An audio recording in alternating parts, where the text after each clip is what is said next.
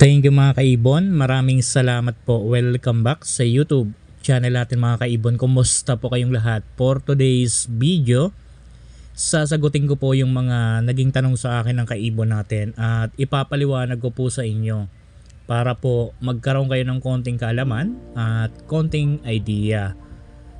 Ang kadalasan po kasing tinatanong sa akin ngayon mga kaibon, bakit daw ang hirap magpares? Ano daw ba ang dapat gawin? Bakit hindi daw nagpapares? So mga kaibon, disclaimer lang. Ang isi-share ko dito ay base lamang ito sa kaalaman ko at karanasan ko po sa pag-aalaga po ng mga ibon. Sa totoo lang talaga, napakahirap po magpares. Swertihan po ang pagpapares. Merong nagpapares agad, meron naman talagang napakahirap. At minsan nauuwi pa nga ito sa pagkasayang po ng mga alaga po natin, lalong lalo na po kapag nadidisgrasya ng hen yung pinapares natin. Ito kasi mga kaibon ang mga posibleng dahilan, iisa-isahin po natin kung bakit napakahirap magpares. Una mga kaibon, halimbawa po nagpapares po kayo ng medyo bata pa ang kak, for example mga 6 months or kaya naman mga 5 months, tapos ipinares nyo po sa mga 8 months na hen or kaya naman sa mga 1 year na hen, yung mga probe na. Sa ganyang klase po, napakahirap po talaga. Hindi po yan magpapares sa totoo lang. Unang-una, ang mga hen, lalong-lalo na po kapag proven na breeder na, kapag po sinama natin yung bata, lalong-lalo na po kapag ang hen medyo matagal nang hindi naparisan, ngayon, excited siya sa bago niyang kapares. May mga pagkakataon naman na kapag pinagsama natin silang dalawa, magtatabi yan. Kunyari, makiki-observe yung hen, tapos ang mahirap diyan kapag yung hen gustong magpasubo, gusto nang magdipa or dumidipa na, gusto nang makipag-mate. Ngayon, dahil bata yung pinares natin, hindi naman siya magsusubo kasi bata pa, hindi rin siya makikipag-mate kasi bata pa. Ngayon, hahabulin niya ng hen, bubugbugin yan. Dahil po, hindi nakuha ng hen yung gusto niya. Alam nyo ang mga hen, sobrang territorial yan. Yan talaga ang pinakang number 1 na behavior ng mga hen. So ngayon, hindi magpapares yan dahil nga hindi nakuha ng hen yung gusto niya, bugbog sarado po yan. Kaya po minsan mapapansin ninyo yung pinares po ninyo na dali na, sayang. So yan po ang mga posibleng dahilan. Una yan na posibleng dahilan kung bakit hindi nagpapares. Pangalawa, halimbawa naman po magkasing edad lang sila. Ngayon, magkasing edad lang yung dalawa. Ang problema minsan, yung hen dahil nga territorial, agresibo, tapos siyempre bagong magkasama pa lang yung dalawa, yung kak, for example, yung kak na pinaris mo, takot. So kapag takot yan, hindi lalapit sa hen, maiirita po ang hen. Kapag nairita po ang hen, dyan uli po yan magsisimula na mag-aaway, maghahabulan.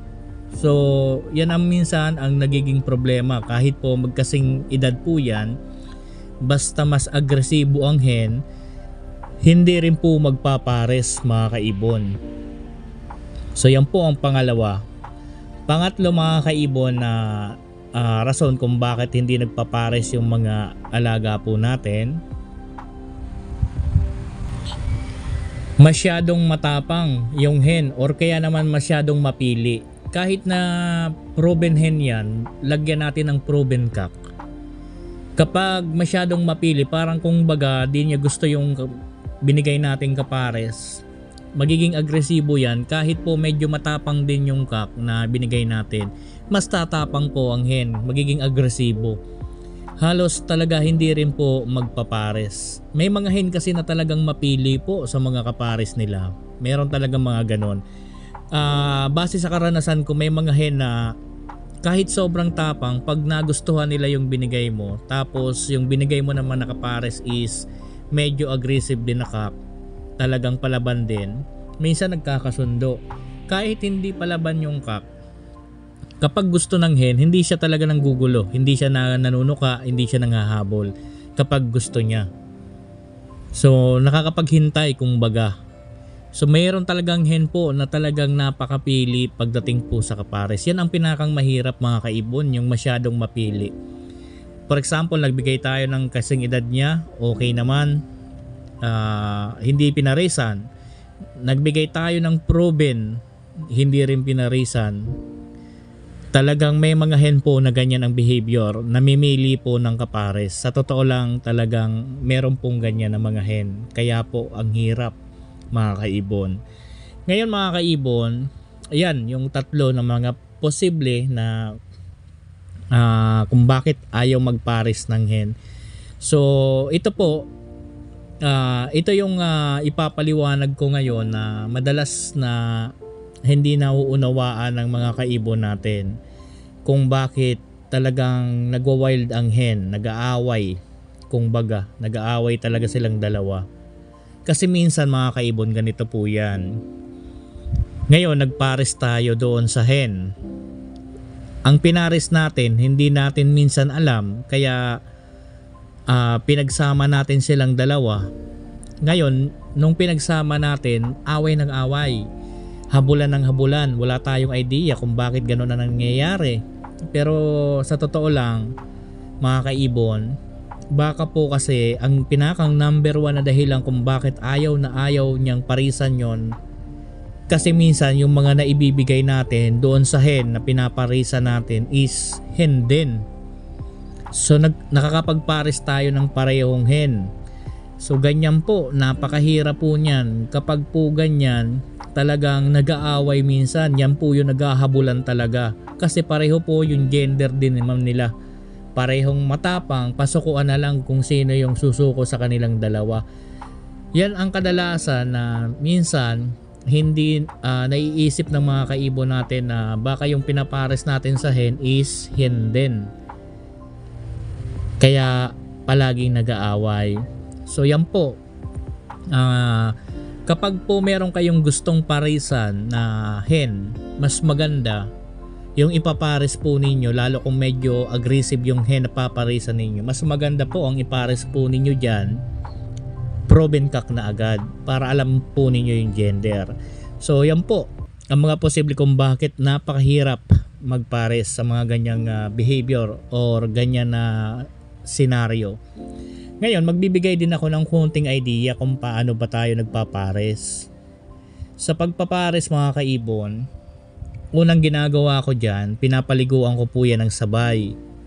Tapos pinagsasama ko po yan sa isang single cage, or mas maganda kung aggressive yung hen, flight cage. Yung double cage, sorry. So kapag pinagsama ko yan sa double cage, yung dalawa, siyempre malawak yung pagliliparan. Mas maganda yon para po hindi talaga masukol ng hen kapag nagkakataon. Halimbawa, pinasok na natin sila dyan, inoobserbahan, binabantayan ko po yan. Binabantayan natin kung ano ang magiging senaryo. Ngayon, napansin natin na nag-away yung dalawa, hindi nagkasundo, maglalagay tayo ng divider. Sa paglagay ng divider mga kaibon, kukuha tayo ng perch nila, yung pinakang dapuan. Sa gitna ko pareho yan nilalagay, yung dapuan na yan, yung perch. Para kumbaga may divider, parang nagmimit sila doon para at least magkasabikan man yung dalawa. So ganun po ang ginagawa natin. Sa umaga, ang una natin binibigyan ng pagkain palagi ang cock. Mga 20 minutes bago ako magbibigay niyan sa hen. May mga pagkakataon kasi kapag matured or proven ang cock, kakain po yan. Pag kumain po ang cock, may mga pagkakataon na yung hen siyempre naiinggit, parang tumitingin-tingin or lalapit-lapit, kaso may divider. May mga pagkakataon kasi na ang cock, pag dumapo yan sa perch, nag-aakma yan minsan na parang susubo or gustong sumubo. So kapag gano'n ang naging senaryo, mas maganda po yun, magandang senyales po yan na kapag nakikita natin yung cock na gano'n. So minsan ang ginagawa ko kapag ganyan na nag-aakma yung cock na sumubo, hinahayaan ko lang po yan ilang araw. So palaging ganun lang po ang routine na ang cock muna ang may pagkain bago po ang hen. So hindi naman po yan mamamayat kasi makakakain naman po ang hen. Pero late lang. So yan po ang ginagawa natin. Minsan may mga pagkakataon mapapansin natin minsan sila na yung cock doon sa divider parang sumusubo sa hen. Kapag nakita nyo na po na ganon, ang hen ay ang cock at ang hen, tanggalin nyo na po ang divider, pagsamahin nyo na uli sila. So isang perch na lang po ang gagamitin po natin. Isang dapuan na lang dyan sa loob. Ngayon kapag nagtabi yan, magandang senyales. At kung umakma na magsubo ang cock, magandang senyales. Pero may mga pagkakataon talaga na napakamaldita ng mga hen. Ginagawa na nga yan ng cock, minsan tutukain pa yung paa. So yan ang talagang pinakang worst na pagpapares mga kaibon. Talagang kumbaga kahit ayaw, parang ayaw magparisan. So kung magpares, goods yan. So kung mag-away pa rin na mag-away, ang ginagawa kong senaryo dyan mga kaibon, ganito na lang. Pinakang huling step ko na po na ginagawa sa pagpapares. Ang ginagawa ko, tinatanggalan ko yung pareho ng perch. Wala na silang perch pareho. So base sa karanasan ko, meron po akong mga napagpares na ganyang senaryo. Yung double cage, lalagyan natin ng divider, pagsamahin na lang natin sila doon sa isang side na silang dalawa lang.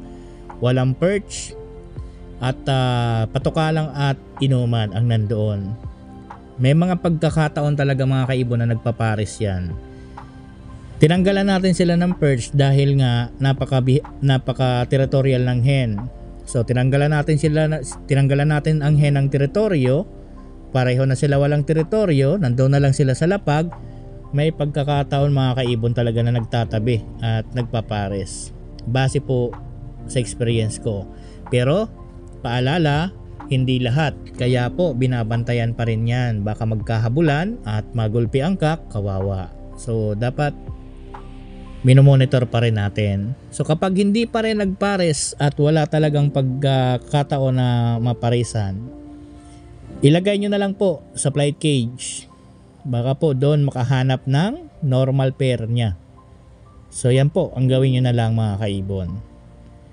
Kaso nga lang, pag nasa flight cage, dapat mas maganda kung ano yung pinaproject natin, yun din ang magiging kasama niya doon. Dahil kung anong maparisan niya doon, pasok sa project natin. So yan po. Sa mga kaibon natin na nahihirapan na magpara, sana po makatulong. Maraming salamat po. Happy birthday po sa ating lahat. God bless po sa ating lahat mga kaibon. Thank you po.